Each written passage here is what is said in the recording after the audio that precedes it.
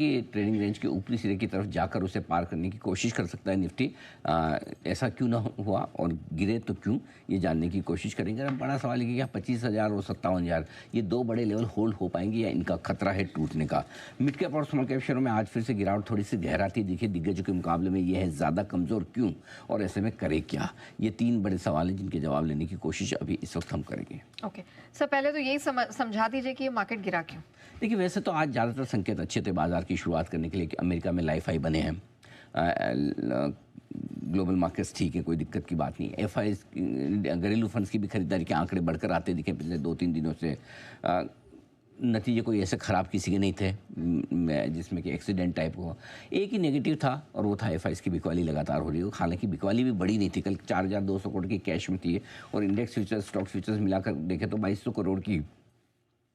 लेकिन यही एकमात्र नेगेटिव बाजार पर भारी पड़ा है कि एफ की बिकवाली का जो मूड है वो अभी तक खत्म या कम होता हुआ नहीं दिख रहा है।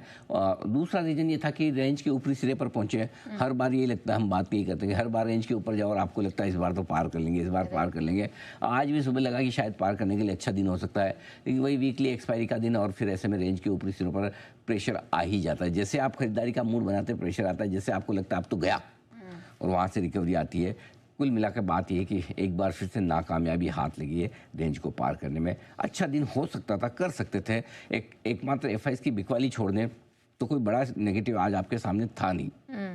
लेकिन आपने चेताया था कि आज थोड़ा सा एक्सपायरी वाला दिन है। वो चेताया था, चेताना अपनी जगह है, लेकिन उम्मीदें तो मुझे भी थी कि आपका विक्स ऑल टाइम लो पर चल रहा है। ठीक, मतलब लंबे समय के लो पर चल रहा है। फैक्टर्स आपके पास ज़्यादातर पॉजिटिव हैं। एफ ने बेचा जरूर, लेकिन ऐसा भी नहीं कि बहुत भर भर के बेच दिया। अगर इंडेक्स स्टॉक फ्यूचर्स मिलाकर देखें, आप 15% की एफ इंडेक्स लॉन्ग पोजीशन पर चल रहे हैं, जो कि फरवरी के बाद की सबसे लोएस्ट है। सो ऐसे में एक माहौल तो था कि कर सकते थे, करना चाहते तो, लेकिन वही है। अब मार्केट ऐसा है ना कि जैसे आप तेजी सोचने की कोशिश करते हैं सप्लाई आ जाती है, जैसे लगता है रेंज टूटी। और सबसे बड़ी बात है ऊपर टिकने में मुश्किल तो आ रही, लेट्स बी ऑनेस्ट, नहीं रुक पा रहे हैं। और मुझे दिक्कत इस बात की भी नहीं कि निफ्टी क्यों 25,250 के आसपास से गिर गया है, 57,300 के आसपास से बैंक निफ्टी गिर गया, विच इज़ फाइन। दिक्कत वहाँ नहीं है, दिक्कत बाहर है। मिड स्मॉल कॉप देखिए। हाँ। आज मिड कैप इंडेक्स 0.5% से ज़्यादा कमज़ोर है, स्मॉल कैप इंडेक्स 1% से ज़्यादा कमज़ोर है। सो अब थोड़ा सा दिक्कत वाला मामला वहाँ पर ज़्यादा दिख रहा है। ठीक है सर, हम उसको टच अपॉन करेंगे, लेकिन आपने आज 2 सपोर्ट्स कहे थे जो मैंने लिखे। 25,000 आपने कहा स्ट्रॉन्ग सपोर्ट निफ्टी के लिए, 56,600 56,900 बैंक निफ्टी के लिए। निफ्टी ने 25,000 को नहीं तोड़ा है, बैंक निफ्टी 56,800 के नीचे नहीं आया है। मतलब सपोर्ट तो हमारा सॉर्टेड है ना। हाँ, देखिए निफ्टी का तो सॉर्टेड है। 25,000 के आसपास जो बड़ा सपोर्ट है वो आसानी से नहीं टूटेगा। 24,900 25,000 निफ्टी पर बहुत मजबूत सपोर्ट है। निफ्टी कंपेरेटिवली थोड़ा सा बेहतर है सपोर्ट नहीं तोड़ने के लिहाज से। बैंक निफ्टी भी लगता तो नहीं कि 57,000 के नीचे जाएगा। 56,700 56,900 850 की रेंज है, वो बहुत मजबूत सपोर्ट है बैंक निफ्टी के लिए भी। और मुझे नहीं लगता कि बैंक निफ्टी भी उस सपोर्ट को आसानी से तोड़ेगा। पॉइंट ये है कि क्या हम इन 2 लेवल के ऊपर बंद हो पाएंगे। मुझे लगता है कि थोड़ा बहुत जो दबाव दिख रहा है अब तक वो एक्सपायरी की वजह से ज़्यादा दिख रहा है। पोजीशंस पहले से एफ की शॉर्ट है, थोड़ी लॉन्ग पोजीशन आज और कम हो गई है। मेरा ये समझना कि हम इन 2 लेवल को क्लोजिंग बेसिस पे बचा लेंगे, ऐसा मेरा मानना है। आज भारतीय बाजारों की स्थिति पूरी तरह से बिगड़ती हुई दिखाई दी है। जिस प्रकार से लोअरी लेवलों पे बाजार ने क्लोजिंग दी है वो एक वाकई में नेगेटिव क्लोजिंग है। भारतीय बाजारों के लिए यदि थोड़ी सी भी नेगेटिव खबर आई और भारतीय बाजार कल 25,000 के नीचे की ओपनिंग हुई तो मान लीजिए कि भारतीय बाजारों के लिए वो एक बड़ी संकट की घड़ी साबित हो सकती है। क्योंकि पिछले कुछ दिनों में आप सोमवार से ही देखें तो बाजार में 25,000 के नीचे ट्रेप बना था, वहाँ से कॉल राइटर्स को बहुत बुरी तरह से बाजार ट्रेप किया। उसके बाद 25,000 से ऊपर आया, 25,100 200 और 250 तक आज बाजार गया। लेकिन कल भी हम बात कर रहे थे कि 250 के ऊपर जब तक बाजार नहीं टेरेगा तब तक एक ट्रेप ही होगा, और बाजार ने 250 से ही ट्रेप किया। इन्फोसिस के नतीजे कल अच्छे नहीं थे।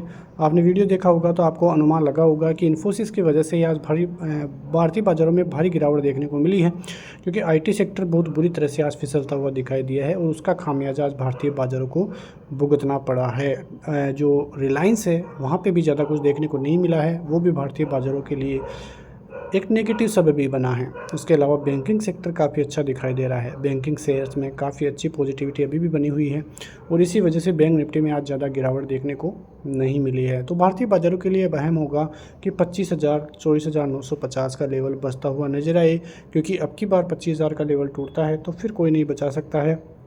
फिर कॉल राइटर्स एक ज़बरदस्त तरीके से फिर से एक्टिव होते हुए नज़र आएंगे। यहाँ पे आप देखोगे तो एफआईआईज़ की वजह से एक बहुत बड़ा झटका भारतीय बाज़ारों को पिछले कई दिनों से लगता हुआ नज़र आ रहा है। मैं लगातार आपसे यही कह रहा हूँ कि जब तक एफआईआईज़ का सही तरीके से भारतीय बाज़ारों पर पकड़ नहीं आएगी तब तक कोई बड़ी रैली की देखने को नहीं मिल सकती है, क्योंकि जो Q4 के नतीजे थे वो काफ़ी अच्छे थे। उसके बदौलत जो Q1 के नतीजे हैं वो इतने अच्छे नहीं आते हुए दिखाई दे रहे हैं और इसका खामियाजा भारतीय बाज़ार अभी भी भुगत रहे हैं। भारतीय बाज़ारों में निचले स्तरों से काफ़ी अच्छी रिकवरी देखने को मिली थी और भारतीय बाज़ार एक तरह से देखें तो ऑल टाइम हाई के ज़्यादा दूर भी देखने को नहीं मिल रहे हैं और पिछले 2 से ढाई महीने में बाज़ार एक रेंज में जो कि 500 से 600 पॉइंट की रेंज आपको देखने को मिलेगी, उसी रेंज में जो है भारतीय बाज़ार ट्रेड करते हुए नज़र आ रहे हैं। अब देखना यह है कि बाज़ार यदि ऊपर की तरफ 25,250, नीचे की तरफ 24,950, ये 300 पॉइंट के रेंज के ऊपर या नीचे जहीं भी तोड़ता है वहीं पे भारतीय बाज़ारों के लिए एक बड़ी ट्रेड देखने को मिल सकती है। एफआईआईज़ पिछले इस महीने में करीब 22 से 25,000 करोड़ की सेलिंग कर चुके हैं। पिछले 3 महीनों में जो बाइंग की थी वो इस महीने में फिर से भारतीय बाज़ारों की तरफ से एफआईआईज़ गवाते हुए नज़र आ रहे हैं। सबसे बड़ा रीजन भी भारतीय बाज़ारों के लिए अभी तो यही देखने को मिल रहा है। उसके अलावा ईसीबी का जो इंटरेस्ट रेट का डिसीजन है वो आ जाता हुआ दिखाई देगा। इनिशियल जॉबलेस क्लेम के आंकड़े अमेरिकी बाज़ारों के आ जाते हुए दिखाई देंगे और न्यू होम सेल्स के आंकड़े भी आ जाते हुए दिखाई देंगे। उसके अलावा कोई बड़ी चीज़ नहीं है। ईसीबी का जो इंटरेस्ट रेट डिसीजन है उस पर भी बाज़ारों की नज़रें रहने वाली है, क्योंकि यदि इंटरेस्ट रेट कम होती है तो उसका पॉजिटिव असर बाज़ारों पर पड़ता हुआ नज़र आएगा। तो ये सभी चीज़ें भारतीय बाज़ारों के लिए कल के लिए इम्पोर्टेंट रहने वाली हैं।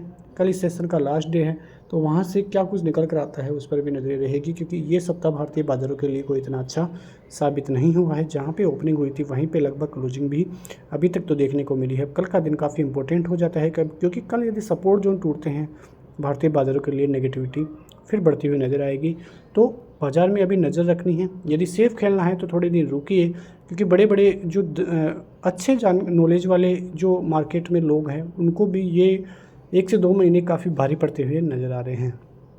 मिलते हैं नेक्स्ट वीडियो में, तब तक के लिए जय हिंद।